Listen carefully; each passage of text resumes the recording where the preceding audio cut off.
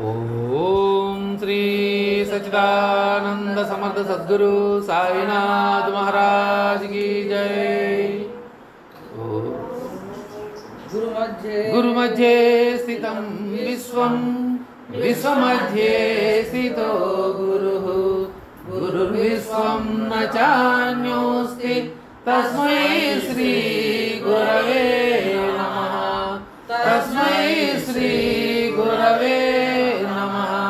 सदानिम्बवृक्षस्य मूलादिवासात् सुधास्राविणं तिक्तमप्याप्रियन्तं तरुङ्कल्पवृक्षादिकं साधयन्तं नमामीश्वरं सद्गुरुं साईनाथं। नमामीश्वरं सद्गुरुं साईनाथं। नमामीश्वरं सद्गुरुं साईनाथं।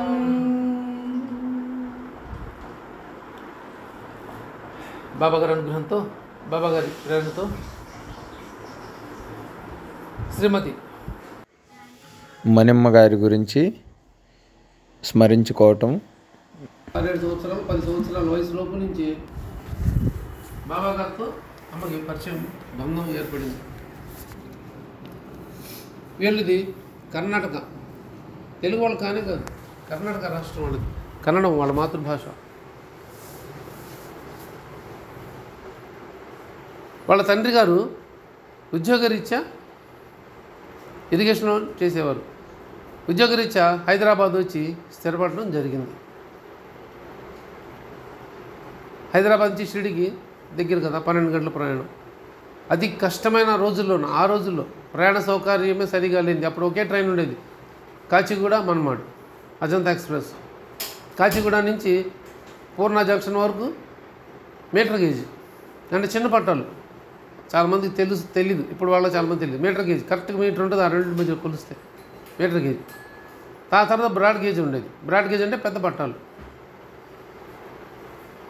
పట్టాలు వెడల్పు ఉండేవి. బ్రాడ్ గేజ్ ఏం మీటర్ గేజ్. అలా 2 రైళ్ళు మారి వెళ్ళవలసి వచ్చేది. అది కూడా ఆ సమయానికి. ఇంకా పూర్వం రోజులు అయితే నాకు తెలిసి ఈ 2 రైళ్ళు, నేను మొట్టమొదటి షిరిడి వెళ్ళినప్పుడు 86లో ఇలా ఉండేది. కాచిగూడ నుంచి సికింద్రాబాద్ రాగానే ఎగిరి తోసుకుంటూ ఎక్కేవాళ్ళం. బ్యాగులు తెగిపోతున్నాయి, చెప్పులు ఊడిపోతాయి. జనరల్ కంపార్ట్మెంట్, అప్పుడు రిజర్వేషన్ ఎక్కేవాళ్ళు ఎవరు చాలా తక్కువ మంది ఉండేవాళ్ళు. అందరూ జనరల్ కంపార్ట్మెంట్లోనే ఎక్కేవాళ్ళం. తోసుకుంటా రైలు ఎప్పుడు వస్తుందా కాసు కూర్చొని. ఇక్కడ పొద్దున గోల్కొండ ఎక్స్ప్రెస్కి ఎక్కేవాళ్ళం 5:30కి. ఎక్కితే 12, 1 గంటకు 1:30కు సికింద్రాబాద్లో దింపితే ఆ మధ్యలో 5-6 గంటలు ఖాళీగా ఉండాలి. ఆ ఖాళీ సమయంలో తీసుకెళ్ళి తిని చపాతీలో పెరుగను, పులిహోర, ఇవే అప్పట్లో తిని ఆ పక్కన Secunderabad railway station 1 number platform చివరిలో వినాయకుడి గుడి ఉండేది, మంచి ఫేమస్ గుడి. వెళ్ళి ఆ గుడిలోకి వెళ్ళడం, దర్శనం చేసుకోవడం, లేదా కాసేపు అటు ఇటు తిరగడం, కాలక్షేపం చేసి 4-5 వచ్చి ప్లాట్ఫారం మీద అనౌన్స్ చేస్తే అక్కడ ఆ ట్రైన్ దగ్గరికి వచ్చి కూర్చునేవాళ్ళం. రైలు రావడంతోనే తోసుకుంటూ ఎక్కి కూర్చునేవాళ్ళం. ఒకరి మీద ఒకరు పట్టడం, ఇంకా ఆడ మగ తేడా కూడా ఉండేది కాదు. అలా ఉండేది. అందరు బాబా గారు పోతారు, అందరూ షిరిడి వెళ్ళేవాళ్ళే వాళ్ళందరూ.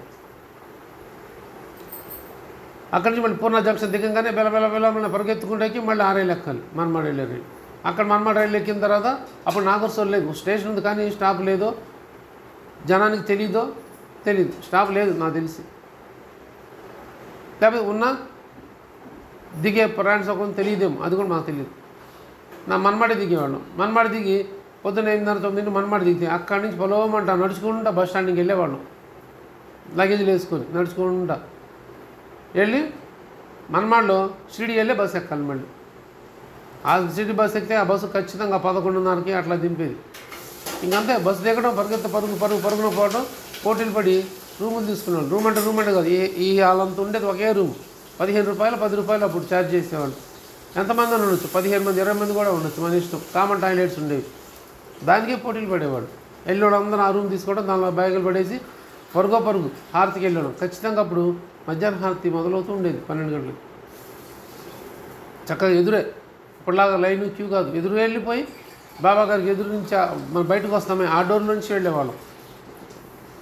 అదంతా రోడ్డు, ఆ గ్రిల్స్ పెట్టి ఉందంతా రోడ్డు. అది అడ్డించి వెళ్ళిపోయేవాళ్ళు, ఎవరు అనేవాళ్ళు కాదు. సెక్యూరిటీ అప్పుడు ఉండేవాళ్ళు కానీ తక్కువ. వెళ్ళిపోయి బాబా గారి ముందే హారతి ముందు కూర్చొని చూసిన సందర్భాలు ఎన్నో ఉన్నాయి. అప్పట్లో బాబా గారు పైకి కూడా ఎక్కించేవాడు, సమాధి మందిరం పైకి కూడా కూర్చోబెట్టి 2-3 జతల్ని భార్యాభర్తలను కూర్చోబెట్టి అభిషేకం చేయించేవాడు. 116 రూపాయలు కడితే అభిషేకం చేయొచ్చు ప్రతిరోజు. 3-4 అలా చేసేవాళ్ళు అంతే. అలా ఉండదు. ఇప్పుడు అసలు అది లేదేమి ఆ రోజు. అంతకంటే పూర్వం అమ్మ వెళ్ళేవారు. అంతకంటే పూర్వం అంటే అసలే ఇంత డెవలప్మెంట్ కూడా లేని రోజులు. అందుకు కంపారిజన్ కోసం చెప్పవలసి వచ్చింది. ఇంకెలా ఉండేది, గడ్డుగా ఉండేది పరిస్థితులు. ఆ రోజుల్లోనే వాళ్ళ తండ్రి గారితో పాటు షిరిడి వెళ్ళి రావడం జరుగుతూ ఉండేది. ఇదంతా బాబాగారి సంకల్పం లేదా బాబాగారి యొక్క ప్రేరణ.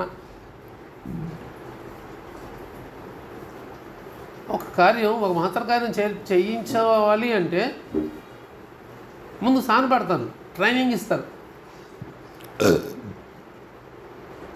ఏ పని ఉద్యోగం చేస్తాను ట్రైనింగ్ ఇస్తారు చూడండి. అపాయింట్మెంట్ ఇచ్చిన తర్వాత మీకు ట్రైనింగ్ పీరియడ్ ఉంది, వారం నెల అండి. కొన్ని అంటే ఆ ఉద్యోగాలు బట్టి ట్రైనింగ్ పీరియడ్ అనేది ఉంటుంది. 6 నెలల, సంవత్సరం, 3 నెలల, 2 రోజుల. ఎల్ఐసి వాళ్ళకైతే 2 రోజులు, 3 రోజులు ఇస్తారు ట్రైనింగ్ నాకు తెలిసి.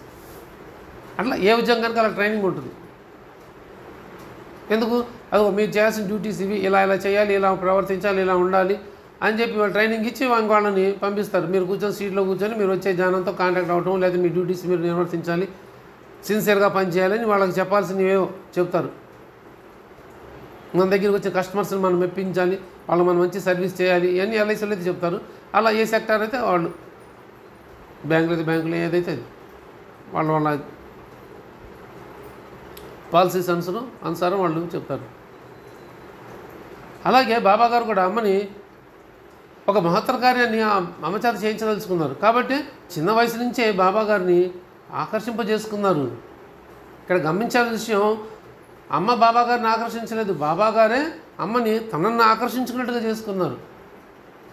దానికి కర్తవ్యం చేశారు తండ్రిని. అలా రెగ్యులర్గా వెళ్ళటం, రావటం, చేయటం, అలా చేస్తూ అమ్మ పెద్ద అయ్యారు. ఇరిగేషన్ డిపార్ట్మెంట్లో ఉద్యోగం, ఎంఏ చదివారు హైదరాబాద్లోనే. ఎంఏ చదివిన తర్వాత ఇరిగేషన్ డిపార్ట్మెంట్లో ఉద్యోగం చేసేవారు. తను రిటైర్మెంట్కి గెస్టెడ్ ఆఫీసర్ ర్యాంకులో రిటైర్ అయ్యారు అమ్మ. ఇక తను పెద్ద అయిపోయిన తర్వాత, ఉద్యోగం వచ్చిన తర్వాత తరచూ సెలవు పెట్టడం, వెళ్ళిపోయి షిరిడీలో కూర్చోవటం ఒక్కరే. ఇంకెందుకు తోడు అవసరం లేదు. చిన్నప్పటి నుంచి వెళ్తూ వస్తున్నారు కదా, ఇంక అలవాటు అయిపోయారు. వెళ్ళడం, షిరిడీ వెళ్ళడం, కూర్చోవడం. ఎక్కడ చేసేవాళ్ళు? సమాధి మందిరంలో బాబాగారు ఏవైతే నివేదిస్తారో ప్రసాదాలు, ఆ ప్రసాదాలు పాత్రలు తోమేవారట. బాబాగారు నివేదించే ప్రసాదం ఎంత భాగ్యశాలి. ఇక్కడ ఇంకోసారి హేమడ్ పంత్ గారిని కూడా ఒక్కసారి మనం స్మరించుకోవాలి. హేమడ్ పంత్ గారు సచ్చరిత్ర రాసే ఆజ్ఞ ఇచ్చారు. ఇది చాలా చాలా అతి తక్కువ సందర్భాల్లో ఈ పాయింట్ వస్తుంది సత్సంగాల్లో. ఇది హేమడ్ పంత్ గారితో కూడా లింక్ ఉంది కాబట్టి, అమ్మకు లింక్ ఉంది కాబట్టి ఆ సందర్భం ఇప్పుడు ఇచ్చారు బాబాగారు స్మరణ. హేమడ్ పంత్ గారికి బాబాగారు ఆజ్ఞ ఇచ్చిన తర్వాత, నా సత్యత నేనే రాసుకుంటావు, నువ్వు నిమిత్త మాత్రమే, నువ్వు వాస్తవమైన అనుభవాలు, కథలు అన్నీ ప్రోగు చేయి, సేకరించి పెట్టుకో అన్నారు. అంటే ఒక చోట దగ్గర తెచ్చి పెట్టుకో, సేకరించి అక్కడ విన్నావు, అవన్నీ తెచ్చి పెట్టుకొని ఆజ్ఞ ఇచ్చారు. నా చరిత్ర నేనే రాసుకుంటావు, నువ్వు నిమిత్తం మాట అని చెప్పారు కదా. ఆ ఇచ్చినప్పుడు, ఆజ్ఞ ఇచ్చిన తర్వాత బాబాగారు కొన్ని దానిమ్మ గింజలు ఇస్తారు హేమడ్ పంత్ గారికి. దానిమ్మ గింజలు ఒలుస్తూ ఉంటే కింద పడతాయి. అవి తీసి బాబాగారు హేమడ్ పంత్ గారికి చేతిలో వస్తారు, తినేసేయని. ఎమ్మటైనా గురువాజ్ఞ పరిపాలన అంటే అలానే ఉంటుంది. ఎందుకు, ఏమిటి, ఈ క్వశ్చన్స్ ఉండే అందుకని వాళ్ళని స్మరించుకుంటున్నాం ఈరోజు.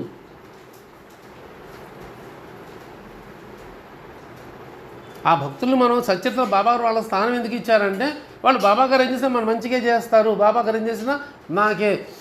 అందుకని బీవీదేవి అన్ని తిట్టినా కూడా తల్లిని తండ్రిని ఉద్ధరించేలా తిట్టారు అనుకున్నారు. బాబా నువ్వు తిడతావు. అప్పుడు ఒక సంతకం పెడితే బీవీదేవి గారు మమతదారు, అంటే తహసీల్దార్, ఒక 5-6 ఊళ్ళకి అధికారి ఆయన. అన్ని రెవెన్యూ పవర్స్, అన్ని పవర్స్ ఆయన చేతిలో ఉంటాయి. ఇప్పుడు ఒక తాలూకాకి అధికారి.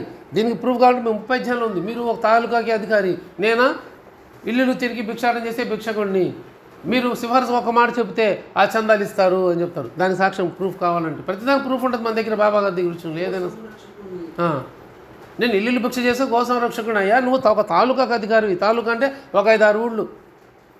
ఇప్పుడు తగ్గించారు. ఇప్పుడు తగ్గించక ముందు చాలా ఊళ్ళు ఉండేవి. అని ఒక అధికారి అంటే ఆయన ఒక సంతకం పెడితే న్యాయపరంగా చట్టబద్ధంగా ఏం జరగాలో అది ఆర్డర్ పాస్ అయిపోయేది. అలా పవర్స్ ఉన్న రోజుల్లోనే బాబాగారు తిట్టారు ఆయన్ని, నోరెత్తలేదు.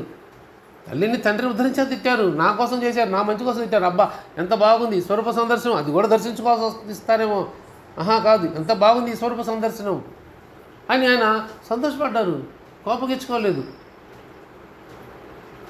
తిట్టారు ఇంకా తిట్టని అని చెప్పి చివరిలో ఆయన ఏమవుతారు లేదుగా, బాబాగా నాకు శిక్షణని ఇచ్చారు, శిక్షించలేదు, నాకు శిక్షణ ఇచ్చారు, అది విఘ్నత వాళ్ళది.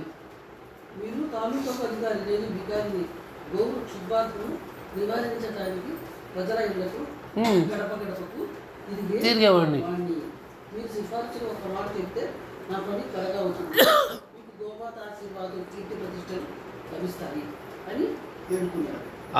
అలాంటి స్థితిలో బీవీదేవి గారు కూడా ఏం పాజిటివ్గా ఆలోచించారు, నెగిటివ్గా ఆలోచించలేదు. ఎప్పుడైతే మనం ఎక్కడైనా కావచ్చు ఒక విషయం పట్ల వ్యక్తి పట్ల నెగిటివ్ భావం చేసామంటే అంత నెగిటివ్గానే కనిపిస్తుంది, అంత నెగిటివ్గానే ఆ నెగిటివ్ షేడే కనిపిస్తుంది. పాజిటివ్గా ఆలోచిస్తే అంత మంచిగా కనిపిస్తుంది, చెడుగా ఆలోచిస్తే చెడుగా కనిపిస్తుంది. మనం మంచినే ఆలోచించాలి. యాదృచ్ఛికంగా ఒకరోజు సత్సంగాలు లేట్ అవ్వచ్చేమో, సబ్జెక్ట్ వస్తే లేట్ అవుతుంది, ప్రారంభం మాత్రం నా చేతిలో ఉంటుంది, ముగించడం నా చేతిలో ఉండదు. దానికి నన్ను ఎవరు ఎంతమంది తిట్టుకున్నా, ఎవరు ఎంతమంది ఎలా ఏం చేసుకుని అనుకున్నా కూడా ఇది మొదటి నుంచి వస్తున్నదే. ఇది ఆ సత్సంగాలు గొడవ మొదలైంది అక్కడి నుంచి. ఏం నరకాలు వదిలేండి, మేము వెళ్ళిపోవాలి, మేము పొద్దున్న ఉద్యోగాలకు వెళ్ళాలి, 9 వెళ్ళాలి, ఇలా మొదలయ్యేది. వాళ్ళందరూ ఫోన్లు చేసి చెప్పుకోవటాలు, మీరు అడగరు ఏందని. అసలు మొదలైందే అక్కడి నుంచి. అది ప్రారంభం మాత్రం ఉంటుంది, అది ఎక్కడ ఎండ్ అవుతుంది, ఏ సబ్జెక్ట్ ఇస్తారు అనేది అది బాబాగారి ఇష్టం. మన చేతులు ఎవరి చేతుల్లో ఉండదు. అది అదే నిజమైన సత్సంగం. అందుకే అనుభవాలు కూడా కలుగుతున్నాయి.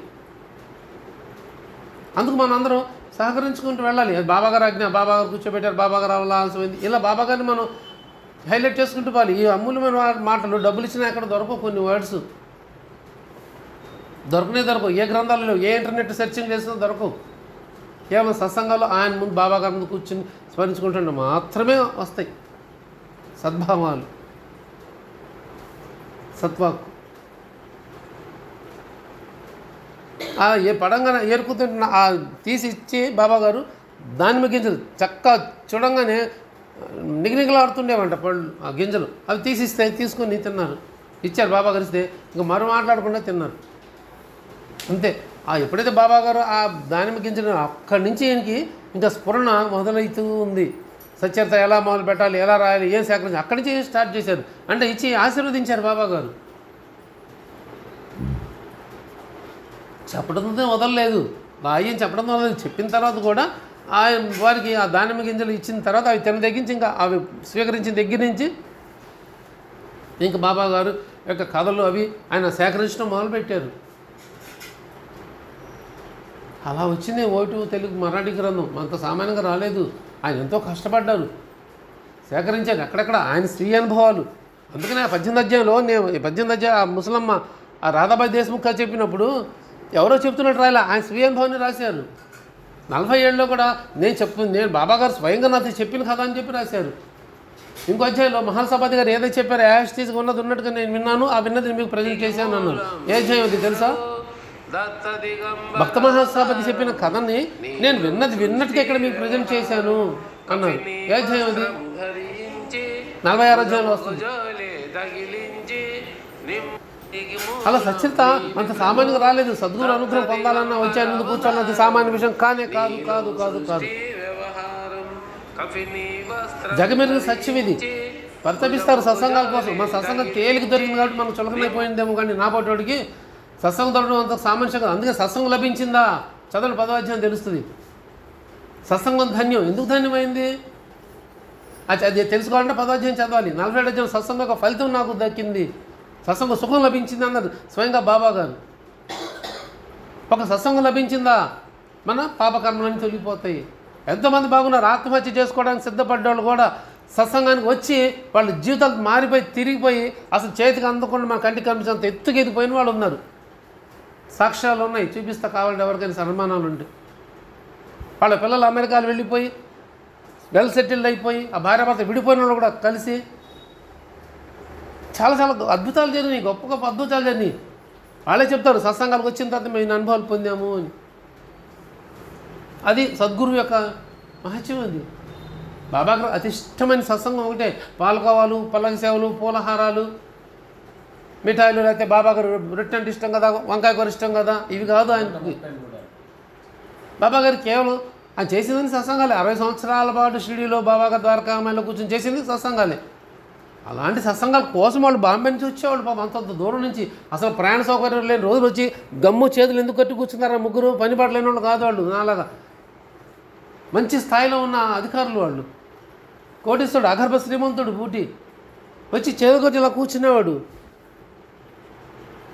నోల్కర్ గారు అప్పటికే ఆయన పదవిలో ఉన్నప్పుడు జడ్జిమెంట్, ఒక జిల్లా జడ్జి, జిల్లాకు అధికారి ఆయన, న్యాయాధీశుడు. ఏం ఆయన చెల్లేది అంతది. ఒక జిల్లా కదా, అప్పుడు 5-6 జిల్లాలకు ఊళ్ళు కలిపి ఒక జిల్లాకు ఉండేది. పెద్ద పెద్ద ఏరియాస్ పెద్దగా ఉండేవాళ్ళే. తర్వాత బైఫికేషన్లో ఒక్కొక్క జిల్లా విడిపోయింది. ఇప్పుడు మనకి ఎట్లా విడిపోయినాయో అప్పుడు అట్లా ఉండేవి.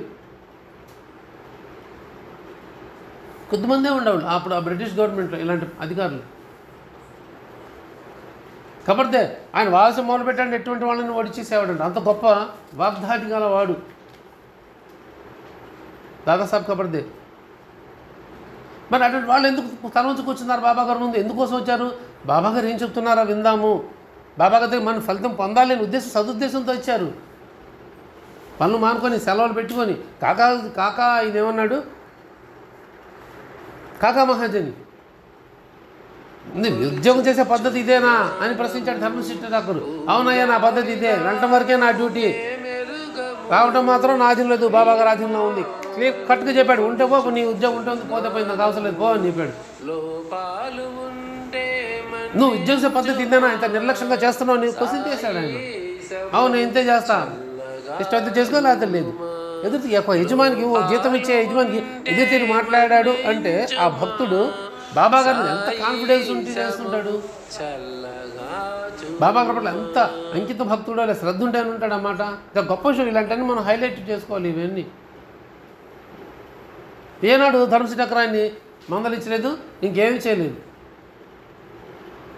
ఇంకో ఉద్యోగం ఉద్యోగం చదువుతాను, అయితే పో చూసుకోపో, నేను వద్దా అన్నాడు. ఏనాడు ధర్మశిఖరంలో ఎందుకు? ఒక సద్గురు దర్శనానికి వెళ్తున్నాడు. అసలు ఆ సద్గురు గొప్పతనం ఏముంది? ఆయన కూడా మానవ మాత్రడే కానీ పరీక్షించడం కోసం వచ్చింది ధర్మశిఖర్ కాకా మహాజని గారితో వచ్చి చూస్తాడు. రా వచ్చి చూసుకో అన్నాడు. మళ్ళీ కండిషన్ పెడతాడు, నాతో పాటు రావాలండి. అది నా చేతిలో లేదు, బాబాగారు ఎప్పుడు అందిస్తే అప్పుడే. ఎప్పుడు క్లియర్ కట్టుకుంటుంది బాబాగారు మార్గం. ఎప్పుడు అమ్మో ఎట్లాంటి వాడు అయినా రాడు అనే ఉద్దేశంతోనే ఆయన ఇంకో మనిషిని కూడా తెచ్చుకున్నాడు తోడు. మరి అతని మనసుల భావం కాకా మహాజన్ రావాలని ఉంది కదా, అందుకని బాబా కాకా మహాజన్ కూడా మళ్ళీ ఆజ్ఞ ఇచ్చారు. నువ్వు అడుగు, నేను అడగను, నీకు అవసరం నువ్వు అడుకోపో అన్నాడు యజమాని పట్టుకొని. నేను అడగను, నాకు అవసరం లేదు, నీకు అవసరం నువ్వు అడుకోపో అన్నాడు. ఏ పని చేసేవాళ్ళు ఒక అధికారిని అనరు, జీతం ఇచ్చేవాడిని అనరు. కానీ కాకా మహాజన్ అన్నాడు. ఏందంటున్నారు? ఇతనితో వెళ్ళాలన్నప్పుడు శ్యామ చెప్తాడు, సరిదే వెళ్ళిరా పోని. అప్పుడు బాబా అగ్నిస్తారు, అడగకుండా చెప్పకుండా నేను మానేస్తా. అప్పుడు ఆయన సంతోషపడతాడు బాబా చమత్కారం చూసి. ఇది సద్గురు అంకితమైన భక్తులు ఉన్న ఆత్మవిశ్వాసం అనండి, దాన్ని దృఢ విశ్వాసం. ఆ విశ్వాసం ఎప్పుడైతే సద్గురు పట్ల అనుకుంటుందో ఖచ్చితంగా మన పనులను నేను చూస్తాడు. ఆయన వెళ్తుంటే ఏమన్నాడు చంద్రకర్ గారు, అరే పద కేసు విషయం బాబా గారు చూసుకుంటారా, నువ్వు వచ్చి బాబా దర్శనం చేసుకోబో అన్నాడు ఆయన. కేసు గురు వదిలేసి బాబా గారు చూసుకుంటారు, నువ్వు కోర్టుకి వెళ్ళాల్సిన అవసరం లేదు, అది చూసుకుంటారు పో. అది నమ్మకం, విశ్వాసం. అంటే కాదని చెప్పి బాబా మాట విశ్వసించకుండా పోయాడు. ఏమైపోయాడు? పశ్చాత్తాపడ్డాడు. కేసు వాయిదా పడింది, పశ్చాత్తాపడ్డాడు. అయ్యయ్యో నాలాంటి తోడును కూడా వదులుకున్నాను, షిరిడి వెళ్ళలేకపోయాను, ఇది కేసు వాయిదా పడింది, షిరిడి వెళ్ళలేకపోయాను, పశ్చాత్తాపడ్డాడు, బాధపడ్డాడు. పడి మళ్ళీ షిరిడి వచ్చాడు. అప్పటికి నానాసాహెబ్ చంద్ర గారు వెళ్ళిపోయారు బాబా దర్శనం చేసుకుని. ఇలా ఉంటాయి చమత్కారాలు బాబా గారి దగ్గర. మన సత్సంగం చాలా తేలిక దొరికేసింది. బాబా గారు ఇచ్చారు. ఇది కూడా బాబాతో ఉన్న రుణానుబంధం మాత్రమే. ఇది బాబాతో రుణాలు లేకపోతే వచ్చి మనం కూర్చుని స్మరణ చేసుకునే యోగ్యత మనకు ఉండదు. ఆయన అనుగ్రహించారు కాబట్టి, ఆ స్మరణ చేసే భాగ్యాన్ని ఇచ్చాడు కాబట్టి మనం అందరం అసెంబ్లీ అవుతున్నాం. ఏ సత్సంగాల్లో కూర్చున్నా, ఎక్కడ కూర్చున్నా, ఏదైనా ఆయన అనుమతి ఉంటేనే. సత్పురుషుల అనుమతి లేకుండా ఆ కూడా కదలదు. ఇది మన గొప్పతనం కానే కాదు, బాబా గారి యొక్క ఆశీర్వాద అనుగ్రహాలు మాత్రమే. అలాగే అమ్మ మనమ్మ గారు కూడా బాబా ఆకర్షింపజేసి తీసుకొని వచ్చారు. వస్తే అక్కడ బాబా గారికి ఇచ్చిన ప్రసాదాలు, నివేదించిన ప్రసాదాలు పాత్రలు తోమేవారు.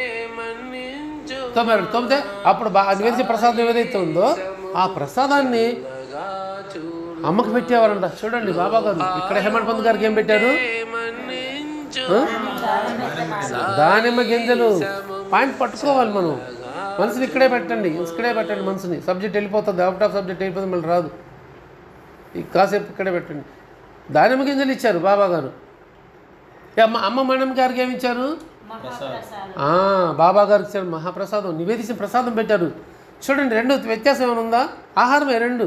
ఆయన దానిమ్మ గింజల నుంచి సచ్చరితను రాసే యోగ్యతను బాబా గారు ఇచ్చారు. అంటే ఎన్ని అడ్డంకులను తీసేసి, వికల్పాలన్నీ తీసి ఆయన బాబా గారి గురించి చక్కగా ఆయన చేత రచింపచేయడం కానీ సంసిద్ధం చేశారు. ఆయన ఉన్న అజ్ఞానాన్ని తొలగించారు. సత్పురుషుల లీలలు, చమత్కారాలు అనేక రకాలుగా ఉంటాయి. ఏది మనం ఇది అని ఎక్స్పెక్ట్ చేయడానికి లేనే లేదు.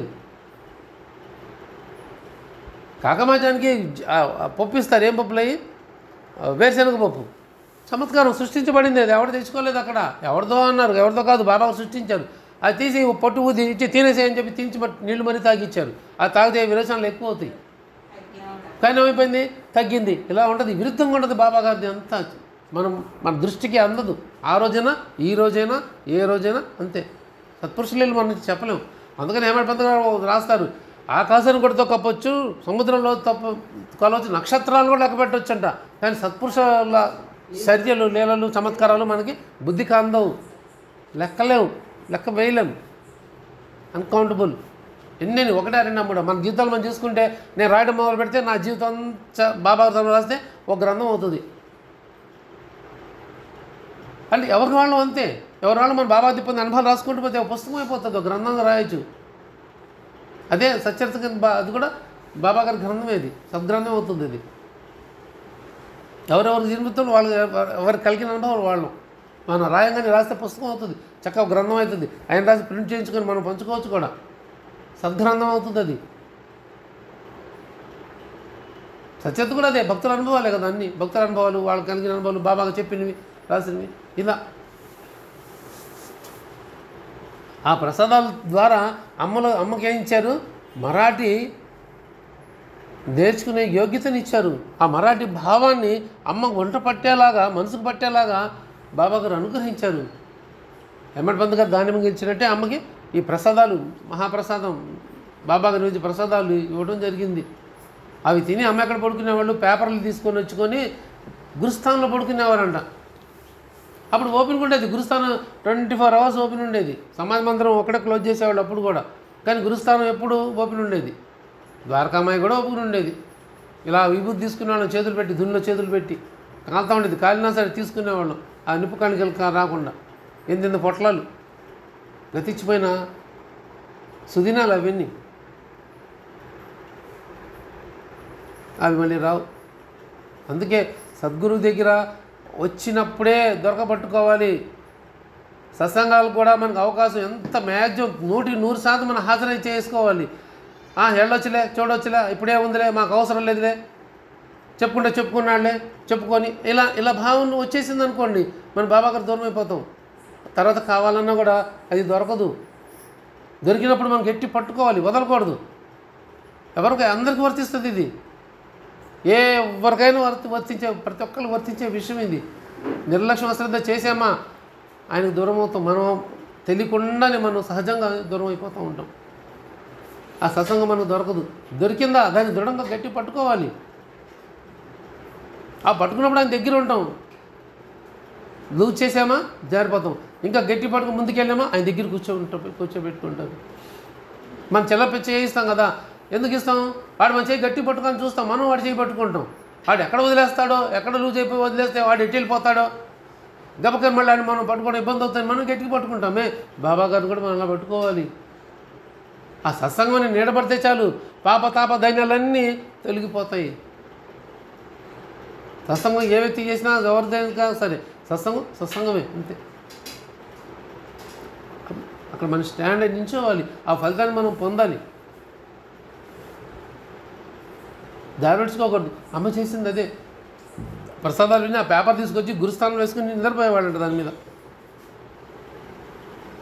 పడుకుంటుంటే వెచ్చగా వస్తూ ఉండేదంట, కింద నుంచి నేలలో భూమిలో నుంచి వేడిగా వస్తూ ఉండేదంట. అమ్మ పొందిన అనుభవం ఇవి మీకు ఎక్కడ దొరకవు, ఏ గ్రంథాల్లో ఉండవు, ఏ నెట్లో ఇంటర్నెట్ బ్యాంక్లో సెర్చింగ్లో ఏ గూగుల్ తల్లి కూడా చెప్పదు. గూగుల్ తల్లి చెప్పని రహస్యాలు చాలా ఉన్నాయి. మనంలో ప్రతిదీ టకటక నుంచి చూసేస్తూ ఉంటాం. అన్ని అబద్ధాలే, కొన్ని మాత్రమే నిజం. చాలా వరకు అబద్ధాలు ఉంటాయి దాంట్లో, ఎక్కడ దొరకవు, చిక్కవు. అమ్మ పేపర్ వేసుకుని పడుకుంటే వెచ్చగా వస్తూ ఉండేదంటే భూమిలో నుంచి వేడిగా. అమ్మ చెప్పిన అనుభవం అది. అమ్మని ప్రత్యక్షంగా కలుసుకున్నాం మేము, భాగ్యవంతులం. అమ్మ మనమ్మ గారిని చూసాం, కలుసుకున్నాం, ఆశీర్వాదాలు తీసుకున్నాం, పాద నమస్కారాలు చేసుకున్నాం. అమ్మ చేతితో అమ్మ పెట్టిన అన్నం కూడా మేము తిన్నాం. తినకుండా పంపించేవాళ్ళు కాదు. ఎవరు వచ్చినా సరే ముందు అన్నం పెట్టండి అయ్యేవాళ్ళకి అని చెప్పి తీసేవాళ్ళు. అక్కడ ఎప్పుడు అమ్మకి సేవకులు ఉండేవాళ్ళు, 2-3 వాళ్ళు వండుకొని పట్టుకొని వచ్చేవాళ్ళు. ముందు పెట్టి పంపించేవాళ్ళు, తింటేనే పంపించేవాళ్ళు. అలాంటి సాధకులు ఒక సాంగత్యం ఉండటం కూడా, ఆ స్మరణ చేసుకోవడం కూడా నిజంగా మన ధన్యమే. నిరాడంబరత గల సాధ్వీమణి ఆమె. బాబా గారి కోసం పెళ్లి చేసుకోకుండా ఉండిపోయారు. ఆ త్యాగం ఎవరైనా చేస్తానా? చేయరు. బాబా గారి కోసం కేవలం అందుకే అమ్మకి ఆరాధన ఇచ్చారు. ఏది ఊరికి ఉట్టినా రాదు బాబా గారి దగ్గర, రానే రాదు, ఎప్పుడూ రాదు.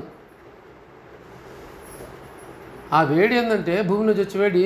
ద్వారకామాయి, గుప్త ద్వారకా, షిరిడీలో మసీదు ద్వారకామాయి, గుప్త ద్వారకా. ఆ ద్వారకామాయిలో నుంచి గురుస్థానంలోకి లోపల నుంచి దాని సొరంగ మార్గం ఉంది. అందుకు బాబా గారు చెప్పింది అక్కడ పైన ఏమి లేదు, జ్యోతులు వెలుగుతున్నాయి చెట్టు కింద. ఎట్లా చెప్పగలిగారు, ఎలా చెప్పారు, ఎలా ఉన్నాయి అవి అక్కడ అంటే, బాబా గారు సూక్ష్మ శరీరంతో లోపలికి వెళ్ళి ఆ సొరంగ మార్గం ద్వారా అక్కడ 12 సంవత్సరాలు ధ్యాన తపం ఆచరించారు.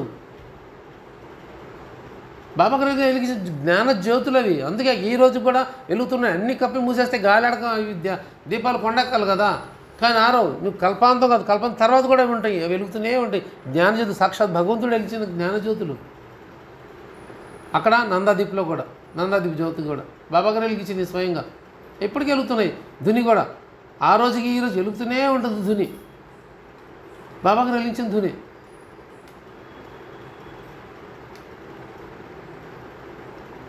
ఇది అమ్మ స్వయంగా పొందిన అనుభవం. అలా వచ్చేవి. అందుకని అమ్మని ఏమైనా పేపర్ అమ్మాయి పిలిచేవారంట. అందరూ పేరు పెట్టి పిలవకుండా అమ్మని పేపర్ అమ్మాయిని పిలిచేవారంట. పూజారులు, అక్కడ వాళ్ళందరూ, సెక్యూరిటీ వాళ్ళందరూ. చూడండి అమ్మ నిరాడంబరత. రూమ్ తీసుకోవచ్చు, తర్వాత సంస్థానం కొంచెం డెవలప్ అయిన తర్వాత రూమ్స్ ఉంటే లేకపోతే ఎక్కడైనా ఉండొచ్చు. అప్పుడు సాటెవాడ కూడా ఉంది, నేను చూసాను సాటెవాడని. సాటెవాడ అనుకొని నేను గురుస్థానం చుట్టూ ప్రదక్షిణ చేశాను. నేను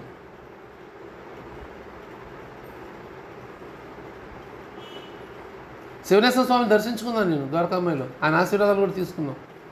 ఏనాటి బంధాలు ఇవన్నీ కూడా ఈ జన్మదైతే కానే కాదు, నా తల్లిదండ్రుల పుణ్యఫలం, దట్టు బాబా గారితో ఉన్న నా యొక్క రుణానుబంధం కారణంగానే ఇవన్నీ ఇన్ని గొప్ప కార్యాలు జరుగుతాయి. బాబా గారు నన్ను ఒళ్ళో తీసుకుని కౌగులించుకున్నారు అంటే సామాన్య విషయం అయితే కాదు. యోగ్యత ఈ జన్మది కాదు, గత జన్మ ఎన్నో జన్మది. ఉపాసన బాబా ఎదురు చెప్తాడు, అయ్యా నేను సాధనలు ఎంత ముందుకు వెళ్ళానంటే ఇది నా గొప్పతనం కాదు, ఈ జన్మది కాదు, ఎన్నో జన్మల నుంచి నేను ఆధ్యాత్మిక చింతనలో ఉండి నా భగవంతుడి సన్నిధిలో ఉన్నాను కాబట్టి నాకు ఈ అనుభవాలు కలుగుతున్నాయి అని స్వయంగా చెప్పారు ఉపాసన బాబా గారు. దీనికి ఆ తల్లిదండ్రుల పుణ్యఫలం కూడా అటాచ్ అయి ఉంటుంది, లింక్ అయి ఉంటుంది, రుణానుబంధాలు ఉంటాయి దీనికి. మళ్ళీ అంత తేలిక విషయం కాదు. మనం బాబాగా స్మరించుకుంటున్నామన్నా ఇప్పుడు చాలామంది షిరిడి వెళ్ళాలంటే అంత తేలికైన విషయం కాదు. బాబా నమ్ముతూ ఉంటారే, ఖచ్చితంగా కాదు, అంతే. బాబా దగ్గర వచ్చి కూర్చోవాలన్నా కూడా అంతే. మనం వారం కాబట్టి వారి వైపు ఆకర్షించబడం. తొందరగా చెప్పారు దీక్షిత్ గారికి, ఆయన వారం కాకపోతే ఆయన వాళ్ళకి కాబట్టే అదిగో ఆయన ముందు కూర్చోబెట్టుకున్నారు. ఇది మన ఎరుకలో ఉండాలి, ఎప్పుడు ఎరుకలో ఉండాలి మనం. దయచేసి సత్సంగాన్ని ఎప్పుడు నిర్లక్ష్య భావంతో చూడకండి. ఇప్పుడు కాదు, ఎప్పుడు కూడా జీవితంలో ఎవరైనా మనందరం చూడొద్దు, నాతో సహా. ఎంతో పుణ్యఫలం ఉంటేనే అది మనకు దక్కింది. ఆ దక్కిన ఫలాన్ని మనం ఇంకా పిండుకునే ప్రయత్నం చేయాలి, సాధించుకోవాలి. మనం ఎంత సాధించుకుంటే అంత ఫలితం పొందుతాం. సామాన్య కంటికి కనిపించేది కాదు ఇది. మన డబ్బునే వాడు 12 గంటలు పనిచేసాను, డబ్బులు వచ్చినాయి, నాకు ఓటీలు వచ్చినాయి అనేది కాదు. ఇది కంటికి కనిపించదు, ఇది కంటికి కనిపించని ఫలం ఇస్తుంది సత్సంగం అనేది. స్వయంగా అమ్మ మనమ్మగారు మనల్ని మెచ్చుకునేవారు. అమ్మ గ్రంథాన్ని మనం ప్రచారం చేస్తుంటే మా సత్సంగాలు ఎన్నోసార్లు మెచ్చుకున్నారు. ఆ గ్రంథాన్ని వరూపాన్ని కూడా మీరు తెలుస్తున్నారు. అందుకని చెప్తా, సత్యార్థిని ప్రతి ఒక్కరికి పరిచయం చేయండి. తెలిసిన వాళ్ళు చెప్పండి. వాళ్ళు చదువుతానంటే కొన్ని ఇద్దాం, వాళ్ళు మన డబ్బులు తీసుకోదు, వాళ్ళు మళ్ళీ మీరు ఇంకొకళ్ళు ఇద్దరికి ఇవ్వండి కొని అని వాళ్ళకి చెప్పాలి. లేదు మీరు డబ్బులు ఇస్తే మనం అవకాశం ఉంటే మనం కొనిపించి ఇవ్వాలి. లేదా మనం తీసుకొచ్చి వాళ్ళకి డబ్బులు ఇస్తే మీరు ఇంకెవరికైనా ఇవ్వండి. అట్లా ఇస్తుంటే సత్య ప్రచారం పొందుతుంది. వాళ్ళు చదవండి, ఒక్కసారైనా చదవండి అని చెప్పాలి. దాని ఉన్న సారాన్ని మనం వాళ్ళకి తెలియచేయాలి. మనం పొందిన మాధుర్యం, ఒక వస్తువు మనం ఎలా చెప్తాం, భలే ఈజీగా ఉంది, భలే మధురంగా ఉంది పదార్థం ఎలా చెప్తాం. ఇప్పుడు ఆంటీ గారు టీ పెడితే భలే బాగున్నాయి ఆంటీ గారు ఎందుకు చెప్పాం, ఆ రుచి చూసాం కాబట్టి చెప్తున్నాం. ఇదిగో అల్లం ఇంత వేయండి, అది వేసారు, ఇంత బెల్లం అండి, ఇది ఇంత పాలు కలపండి, పాలలో ఇన్ని నీళ్ళు కలపండి అని చెప్తే ఆంటీ గారు చేసేది. ఎందుకు ఆంటీ గారు నేర్చుకోవాలని చెప్పాను. ఇది రేపు పొద్దున్న ఆంటీ గారు టీ పెట్టి ఇవ్వాలి వారం అని, కాఫీలు వద్దు టీయే పెట్టి ఇవ్వండి అని చెప్పడం కోసం ఇది. ఇంక రేపు పెడతారు, వచ్చేవారు తనకుదైనా పెడతారు, చూశారు కాబట్టి ఐడియా ఉంటుంది. చెడిపోతే ఇంకోసారి మళ్ళీ పెడతారు, మళ్ళీ తెలుస్తుంది. ఏది కూడా ఒకేసారి రాకపోవచ్చు. సత్యత్వం మనం పట్టుకుని చదువుతున్నప్పుడు కూడా పర్ఫెక్ట్గా ఎవరం చదవం, తప్పులు పోతాయి. చదవంగా ఏమైపోతుంది, భావం భాష అర్థం అయిపోతుంది, ఈజీ అయిపోతుంది. నేను ఆయన అంటున్నాడు, అసలు భలే చదివేస్తున్నారండి మీ వాళ్ళందరూ అని. అసలు నేను చదవలేకపోతున్నాను, నేను ఎప్పుడు చదువుతాను మీ అందరిలాగా అంటున్నాడు నాగేంద్ర. ఎందుకు మీరు అవుతారు వాళ్ళలాగా, మీరు కూడా ప్రతి పారాయణకి అటెండ్ అయ్యి పెట్టిన పారాయణలో మీరు అటెండ్ అవుతుంటే మీరు చదువుతారు, అయినా అవ్వకపోయినా మీరు పారాయణ చదవండి, ఒక అధ్యాయం చదవండి అవుతారని చెప్పన్నా. నాకు ఎలాగో ఉంది పారాయణ అయిపోతే నాకు చదవాలనిపిస్తుంది అన్నారు. మరి చదవండి, ఒక అధ్యాయం తీసి చదవండి అని చెప్పన్నా. ఫోన్ చేస్తే నేను చదవండి, ఒక అధ్యాయం చదవండి రోజుకు అధ్యాయం అని. నాకేం తోయట్లేదు అన్నాడు. మరి మాకు తోయట్లేదు, అలవాటు అయిపోయాం కదా, కానీ తప్పదు బాబాగారు అనుమతి అంతే ఉంది అని. మళ్ళీ ఎప్పుడో పెట్టుకుంటాను మళ్ళీ అంటే ఇప్పట్లో అయితే కాదు అని చెప్పి చెప్పేసాను. ఇంక అయిపోయింది. ఇంక ఇప్పట్లో కాదు, ఎప్పుడో చూద్దాం తెలీదు. ఇంక ఇప్పట్లో అయితే మీ ఇంట్లో పారాయణం వద్దు అని చెప్పి అనేసాను. ఏది సమస్య కాకూడదు. ఒక కార్యక్రమం మనం అటెండ్ అయ్యాము చేస్తున్నాము అంటే అది సమస్య కాకూడదు, అది సమస్య క్లియర్ చేసేట్టుగా ఉండాలి, సమస్యగా కాకూడదు.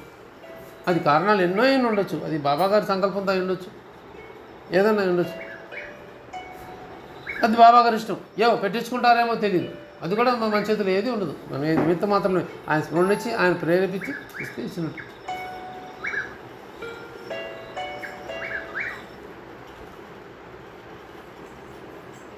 ఎక్కడ ఉన్నావు?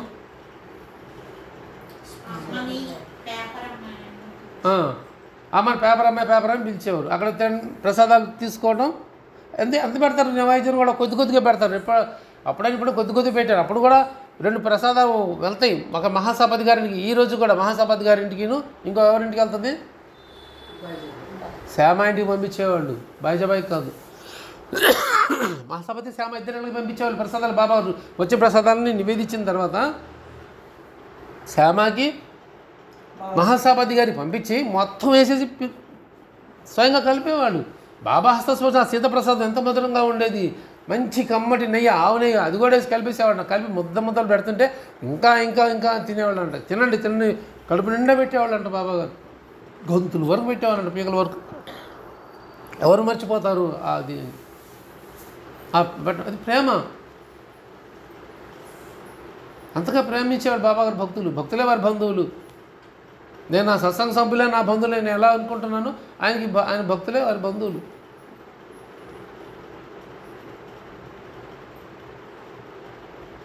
అలా ప్రేమించేవాళ్ళు. ఆ ప్రేమను మనం ఎప్పుడు నిలబెట్టుకోవాలి, ఒకటిగా మనం ఉండాలి. విభేదాలు రానివ్వకూడదు, మనసుల్లో కూడా రానివ్వకూడదు.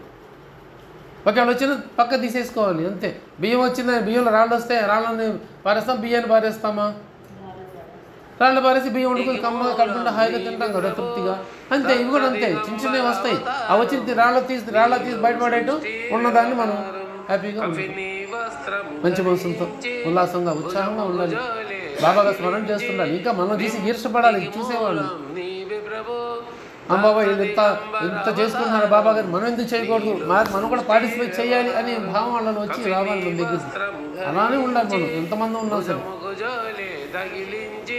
అప్పుడే నిజమైన మన బాబా గారి భక్తులు అవుతాం. అప్పుడు కూడా టీం వర్క్ చేసుకునేవాళ్ళు వాళ్ళందరూ. అదే నువ్వు ఇచ్చేయి, నువ్వు ఇచ్చేయి, నువ్వు ఇచ్చి పని చేయండి. రాధాకృష్ణ విభజించేది, అదిగో మీరిద్దరి పని చేయండి, మీ ఇద్దరి పని చేయండి, నువ్వు నా పని చేయండి, నేను పని చేస్తానని.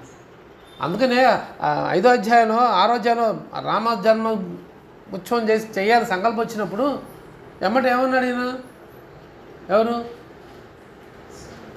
ఎవరున్నారు? అసలు సంకల్పం వచ్చింది ఎవరికి? అసలు రామ జన్మోత్సవం చేయాలని సంకల్పం కలిగింది ఎవరికి? కృష్ణ జాగేశ్వర భీష్మకి వచ్చింది సంకల్పం, కాకమజాన్ని కాదు. కాకమజాన్ మసీదుకి వెళ్తున్నాడు పూజా ద్రవ్యాలు పెట్టుకొని.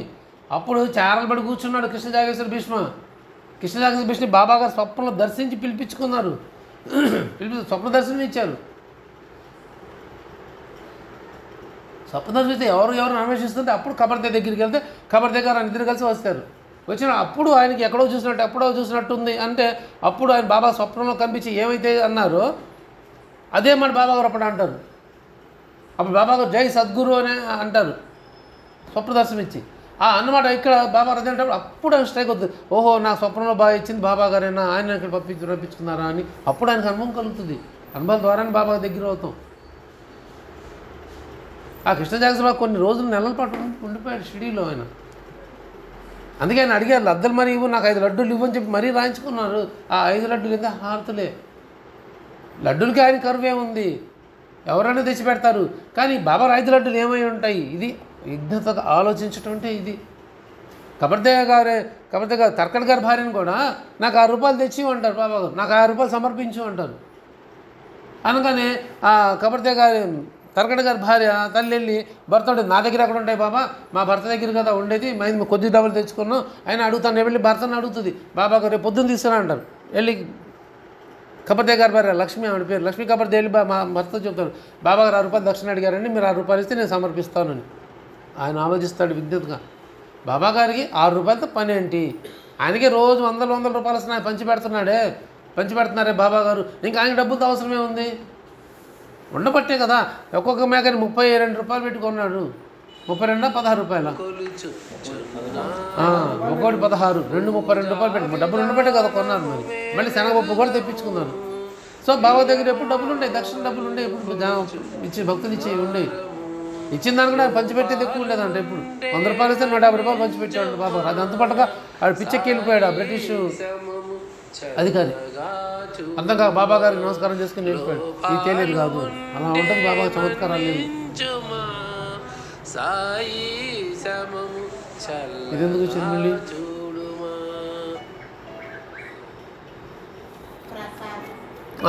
ఈ తర్కడ్ గారి భార్యకి 6 రూపాయలు దక్షిణం అంటే భర్తకు చెబుతుంది.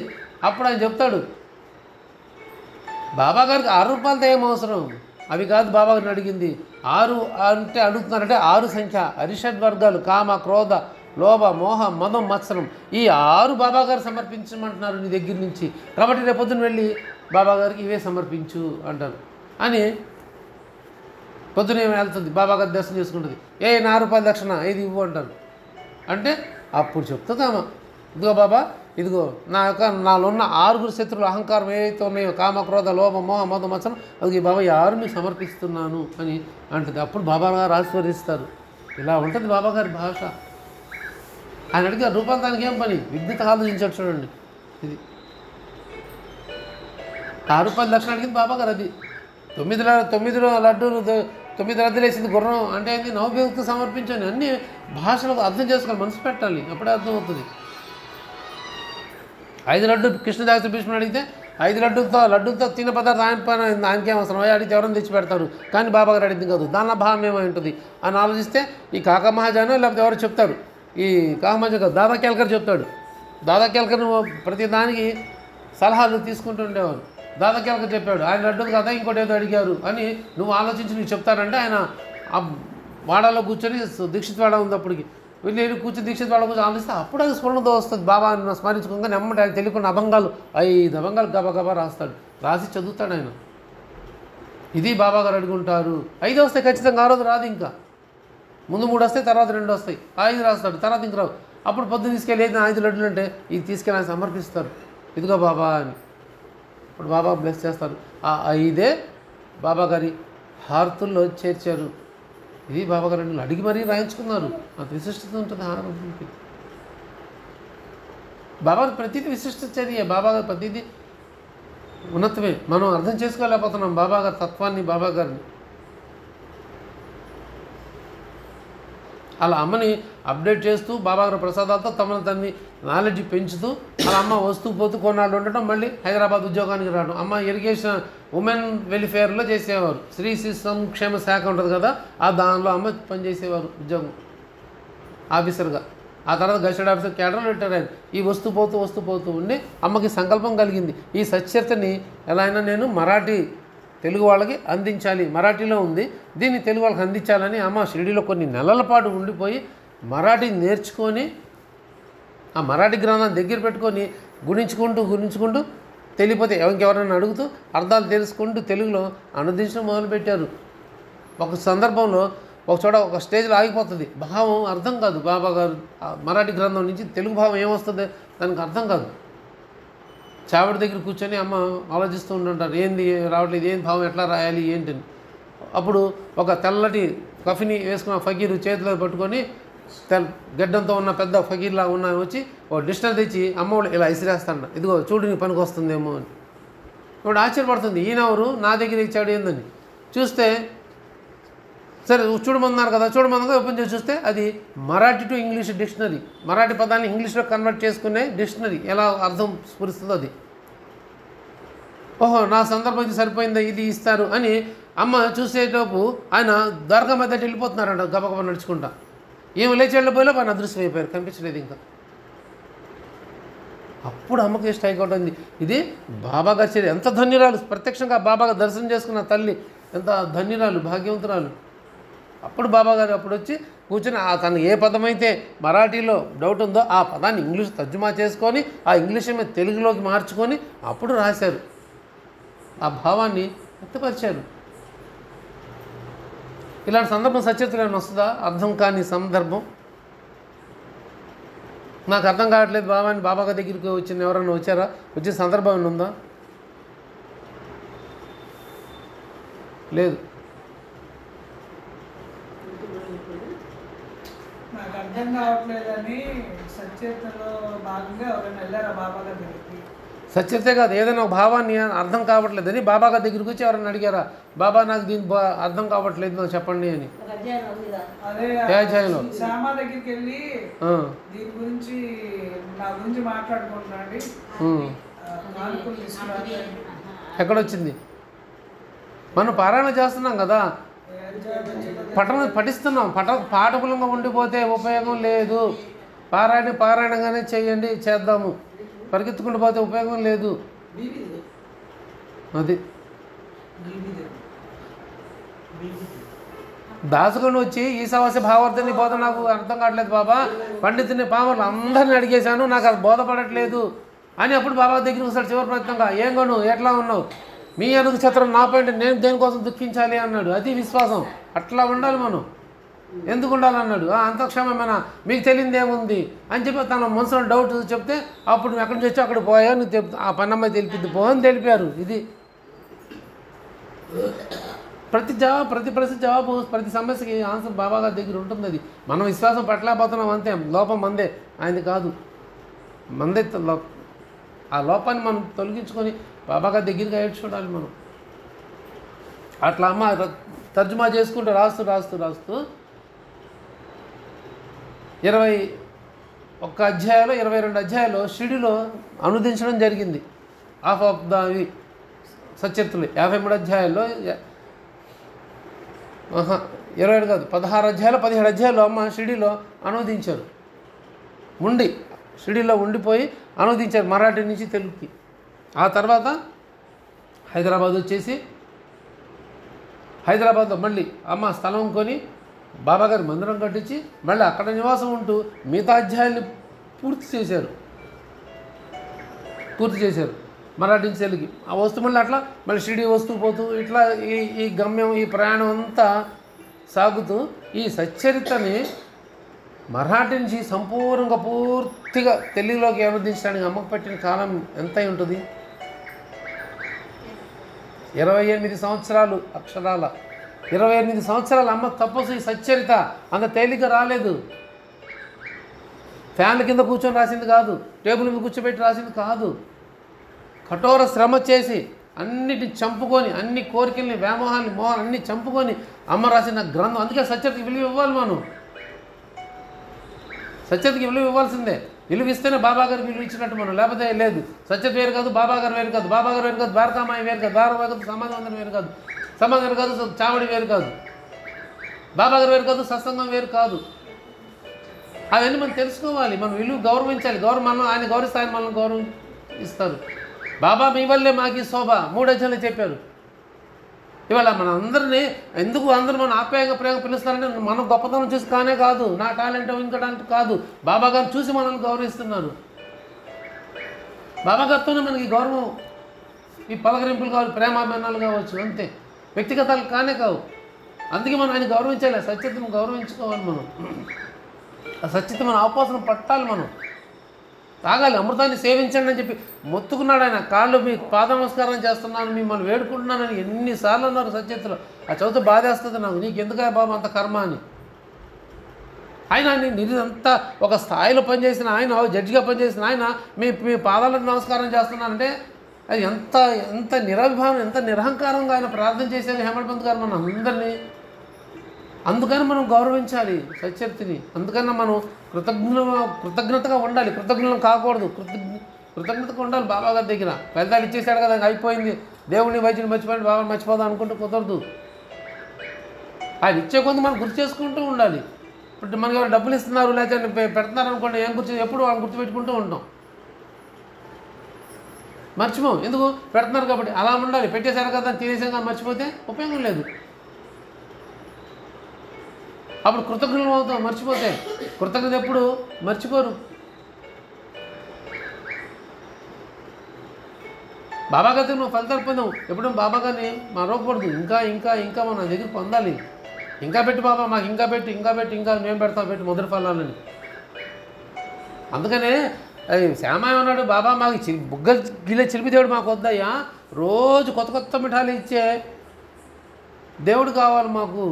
మీ నుంచి మాకు స్వర్గంలో సుఖాలు కూడా మాకు అవసరం లేదు పో అన్నాడు. ఒకటే మాట, నీ యొక్క గౌరవ మర్యాదలు మాకు అవసరం లేదు, స్వర్గంలో సుఖాలు కూడా మాకు అవసరం లేదు, కేవలం నీ యొక్క స్మరణ చేసిన భాగ్యం మాకు అనుగ్రహించి బాబా, మీ దయ మీద ఎప్పుడు ఉంటే చాలు అన్నాడు. 27 చదవండి తెలుస్తుంది ఆ ఓవి.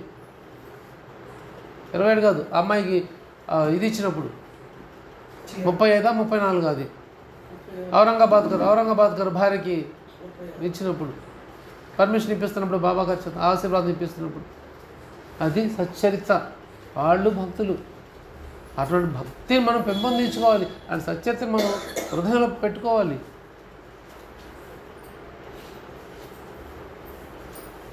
అలా 25 సంవత్సరాలు అమ్మ తపస్సు చేసి ఆ గ్రంథాన్ని మనకి అనువదించారు. అమ్మ ఎంత నిరహంభావంగా నిరహంకారంగా ఉండేవారంటే ఆమె చూస్తే ఏమో మణమ్మ గారు ఈ గ్రంథం రచించింది అని ఎవ్వరు ఎక్స్పెక్ట్ చేయలేరు. అమ్మ ఎక్కేవారంట, రైలు ఎక్కితే ప్రయాణం చేస్తే జనరల్ టికెట్ తీసుకొని లేడీస్ బగ్లో కూర్చునేవారంట. ఆమె దగ్గర ఒక చేతి సంచి మాత్రమే ఉండేది. ఏది? గుడ్డతో. పాతకాలంలో గుడ్డలు కుట్టేవాళ్ళు, చేతి సంచి కుట్టుకునేవాళ్ళు. ఇప్పుడైనా క్యారీ బ్యాగ్ ఇచ్చి రాకముందు చేతి సంచి ఉండేది. క్లాత్ ఇప్పుడు కూడా ఉంటాయి కొద్దిమంది దగ్గర. దానిలో 2 గుడ్డలు కుక్కొని ఆ సంచి పట్టుకొని వచ్చేవాళ్ళంట. ఎవరో పేదమాసలు ఎవరు పిచ్చామ లాగుండేవారంట. అంత నిరహంభావం నిరహంకారంగా ఉండేవాళ్ళు అమ్మ మణమ్మ గారు. అలా ఉండేవారు. ఆమె చూసి గుర్తుపట్టలే. ఒకసారి ఎవరు కొంతమంది సాధకులు ఆమె గుర్తుపెట్టుకోవాలని చెప్పి వెళ్తే గుర్తుపట్టలేకపోయారంట. ఎవరు ఎత్తుకుతారంట. ఎట్లా వస్తుంది ఏమో బాగా హడావాడిగా ఉండి పట్టి చీరలు కట్టి బాగా దర్పంగా వచ్చి దేవుని ఎత్తుకుంటున్నారంట. ఆమె వేలు అక్కడ పడుకుని ఇటు పట్టుకొని కూర్చొని చూస్తున్నారంట. ఆవిడ ఎవరు పిచ్చలు ఎత్తుకున్నారు అన్నట్టుగా. అప్పుడు ఎవరు చెప్పాడు దిగుతూ ఆవిడ అనగానే అప్పుడు వెళ్ళారంట వాళ్ళందరూ, అమ్మ మీరా అని. అలా అంత నిరహంకారి నిరహంభావి అమ్మ మణమ్మ గారు. కాబట్టే బాబాగారు దగ్గర ఉండగలిగారు.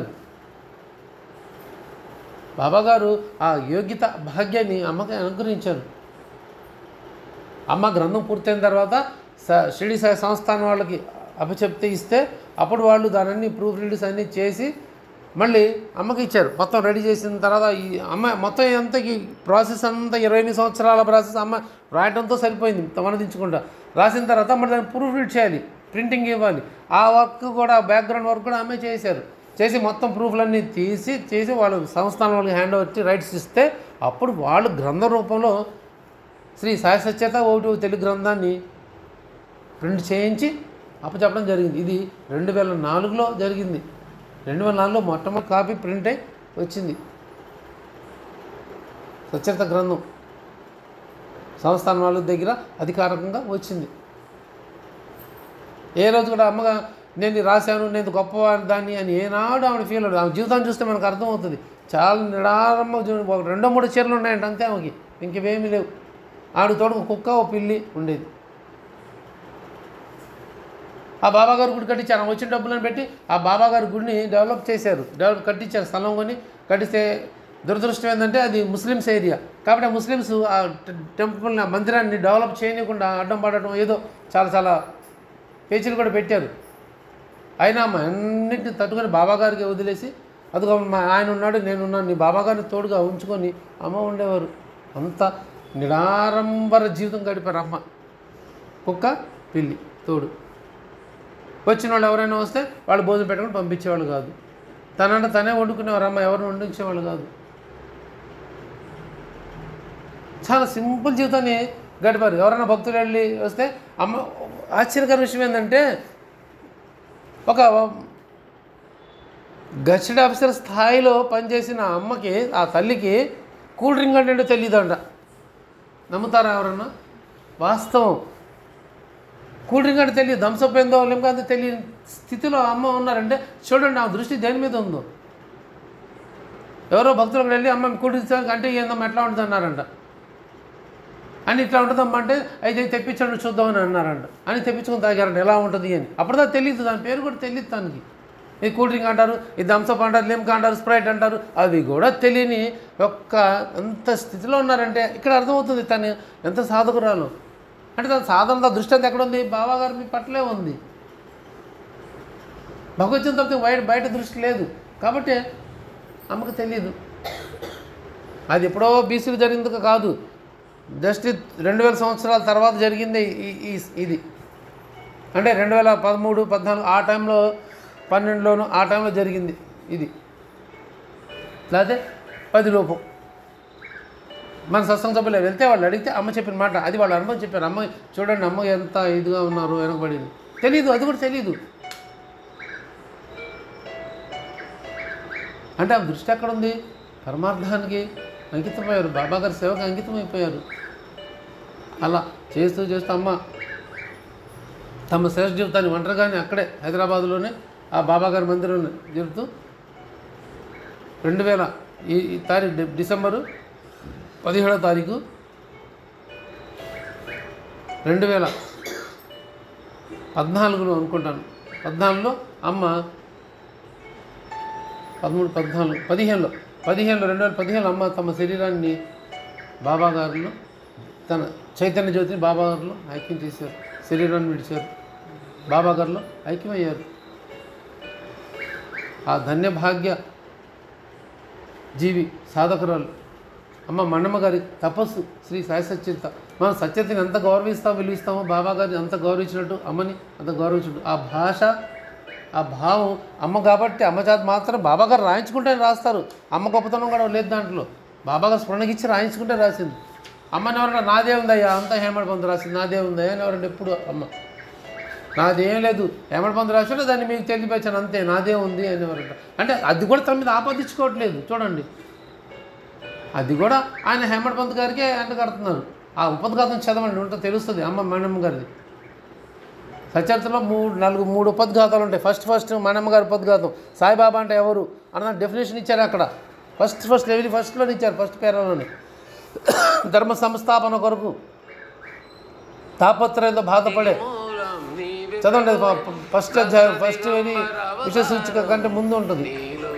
ప్రార్థన చేస్తూ అమ్మ మణమ్మ గారు రాస్తారు అక్కడ. సాయిబాబా అంటే ఎవరు? ధర్మ సంస్థాపన కొరకు మానవాళిని ఉద్ధరించడానికి నిర్గుణ నిరాకార పరబ్రహ్మ మరల మానవ రూపంలో సిద్ధి క్షేత్రంలో అవతరించారు.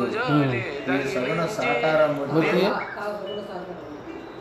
ఈ సగుణ అగుణ ఆ సగుణ సాకారమూర్తే శ్రీ సాయిబాబా. వారు పార్థివ శరీరంతో ఉండగా అసంఖ్యాకమైన అద్భుతమైన అంత గొప్ప వచనాన్ని ఎవరు చెప్తారు? అమ్మ కాబట్టి చెప్పారు అంతే. అసలు ఏంటి బాబా గారు అనేది తేల్చేశారు ఆ 2-3 లైన్లలో. బాబా గారు అంటే ఎవరు అనేదానికి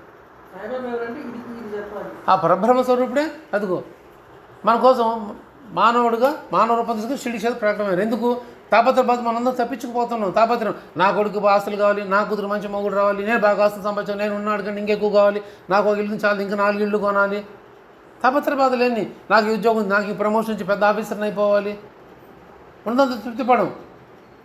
నాకు మంచి అందమైన పెళ్ళం కావాలి, నాకు అందమైన మొగుడు దొరకాలి, నాకు ఇంకా అందమైన పెళ్ళం దొరకాలి, ఇలాంటి ఎన్నెన్నెన్నో కోరికలు ఉంటాయి. తాపత్రయాలంటివే. ఆ అడుగు తాపత్ర పడిపోతున్న మనల్ని ఉద్ధరించడం కోసం ఆ పరబ్రహ్మ స్వరూపుడు భగవంతుడు షిరిడిలో సాయిబాబాగా ప్రకటమయ్యారు. మనం ఉద్ధరించడం కోసం వచ్చారు. ఇది మానవ బాబాగారు అవతార కార్యం. ఇదే నా ఈ అవతార కార్య సార్థకత అన్నారు. అద్భుతమైన ఓవిలు 2 ఓవిలన్న పెట్టండి అంటే ఒక్కళ్ళు పెట్టలేకపోతున్నారు. దౌర్భాగ్యం. ఎంతకంటే నాకు దౌర్భాగ్యం ఇంకేమీ లేదు. కనీసం అట్లీస్ట్ 2 ఓవిలు గ్రూపులో పెట్టండి, స్టేటస్లో పెట్టుకోండి అంటే ఎవరు పెట్టలేకపోతున్నారు, చేయలేకపోతున్నారు. ఎందుకు మరి? ఎంత టైం 24 గంటలు మనం ఎంతకాలం దుర్వినియోగం చేస్తున్నామో మనం ఆలోచించుకోవాలి. ఎవరైనా నాతో సహా ఎంత వ్యర్థం చేస్తున్నాం ఓడంత టైం. ఆ పిచ్చి ఫోన్ పట్టుకోవడం, దానిలో చూసుకోవడం, ఏందేందో చూడడం, ఏందేందో తెలియదు. ఎందుకు చేస్తామో తెలియదు. గంటలు గడిచిపోతుంటాయి. కానీ 2 ఓవిలు పెట్టడానికి 5 నిమిషాలు ఇష్టం వచ్చి ఏవో ఒక 2 ఓవిలు పెట్టడానికి 5 నిమిషాల కంటే పెట్టదు. రాసి ఫోటో తీసినా టైప్ చేసి పెట్టినా 5 నిమిషాల నుంచి పట్టదు. 2 ఓవిలు 5 నిమిషాల లోపే అయిపోతాయి. దానివల్ల ఎవరు ప్రయోజనం? నేను చేస్తే నాకే ప్రయోజనం. నేను సంపాదించుకుంటే నేనే తింటా, పక్క వాళ్ళకి ఎందుకు పెడతాను? నేను కష్టపడితే నేను, నా భార్య, నా పిల్లలు, నా తల్లిదండ్రులు, నా అన్నదమ్ములు, నా ఫ్యామిలీకి నా కోసం సంపాదించుకుంటా, వేరే వాళ్ళ కోసం కాదు కదా. ఇది కూడా అంతే. ఈ సాధన నా కోసం నేను చేసుకోవాల్సిందే, ఎవరి కోసం కాదు. దీనివల్ల అవుతుంది, సాధనతో పాటు మనం బాబా గారు ఇంకా నలుగురు తెలిపే ప్రయత్నం చేస్తాం. ఇది పెట్టారు ఏంటిది నన్ను అడిగిన వాళ్ళు ఉన్నారు. ఏది భలే పెడుతున్నారే, ఎక్కడ ఇవి దేని నుంచి పెడుతున్నారు, ఏంటి పెడుతున్నారు అని అడిగేవారు.